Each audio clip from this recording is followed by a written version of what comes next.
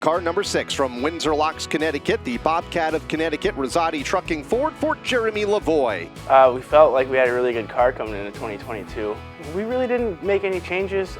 We knew we just took a once over of the car at the end of the season, and then put a new body on it.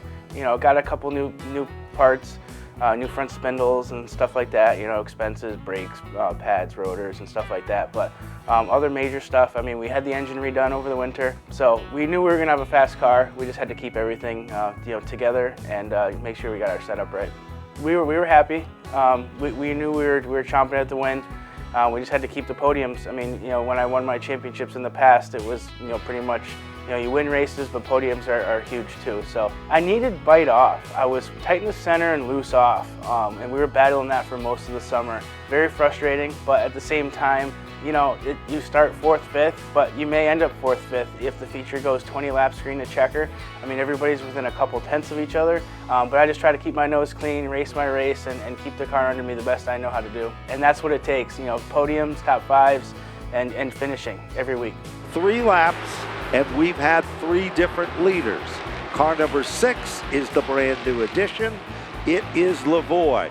As the checkered flag is out, Jeremy Lavoie is back in winning form. A load for me, yes, but a load for my crew. They put their heart and soul into this car, blood and sweat, and for the sponsors too. To retain your sponsors, you got to finish and you got to win. That's when you can showcase your sponsors, and for them, it was a big deal. That was a big load off my shoulders, but everybody involved as well. Side of Ari Jensic for 4th, nearly get together, and Lavoie goes around in car number 6. Bad mistake on my part. We all make mistakes. I stuck my head in the sand for a few weeks, and everybody said, you can't do that. It happens.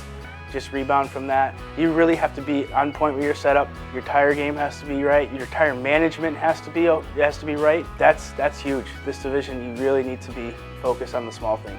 For the 2nd time this season, Jeremy Lavoie will take the checkered flag. Jeremy Lavoie cuts a couple points into Rich Hammond's point advantage with his 3rd win of the season. We stumbled upon a setup and some things in the car that really woke the car up, especially corner off.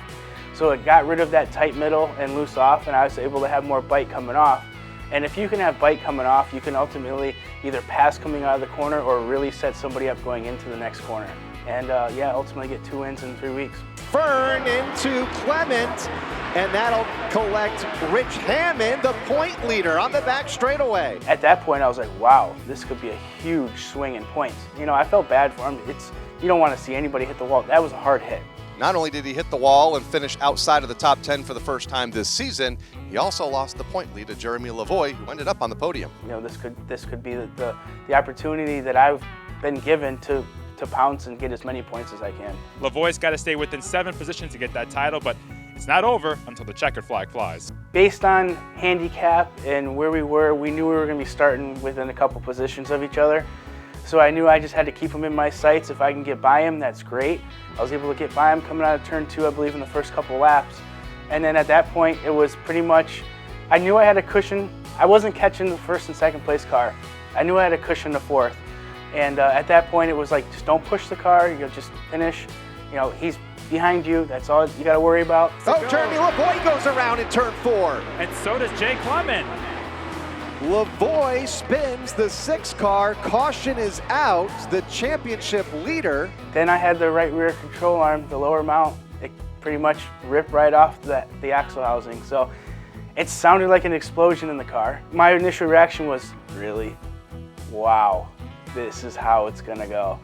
And heartbroken for sure, but something completely out of control for us. That is racing. It's love it or hate it. There's going to be stuff that happens like that. For me, it was kind of lick my wounds and try to come back next year and redeem myself.